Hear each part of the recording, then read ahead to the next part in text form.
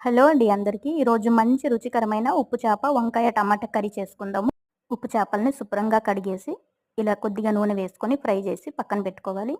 తర్వాత అదే నూనెలో ఆవాలు, జీలకర్ర, సన్నగా కట్ చేసుకున్న ఉల్లిపాయ ముక్కలు, పచ్చిమిర్చి, కొద్దిగా కరివేపాకు వేసి వేయించుకోవాలి. ఇది వేగిన తర్వాత మనము కట్ చేసి పెట్టుకున్న వంకాయ ముక్కలు, కొద్దిగా సాల్టు, పసుపు వేసుకొని బాగా కలుపుకోవాలి. సాల్ట్ కొంచెం తగ్గించే వేసుకోవాలి, ఎందుకంటే చేపల్లో మనకి ఉప్పు ఉంటుంది కాబట్టి.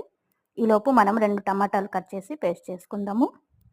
ఈ వంకాయ ముక్కలు వేగిన తర్వాత టమాటా పేస్ట్ని వేసుకొని బాగా కలుపుకోవాలి. అందులోనే ఉప్పు చేప, కొద్దిగా ధనియాల పొడి, రుచికి సరిపడా కారం వేసుకొని మెల్లగా కలుపుకోవాలి. ఇలా కలిపేసి ఇంకొక 5 నిమిషాలు మూత పెట్టుకోవాలి, నూనె పైకి తేలేంత వరకు.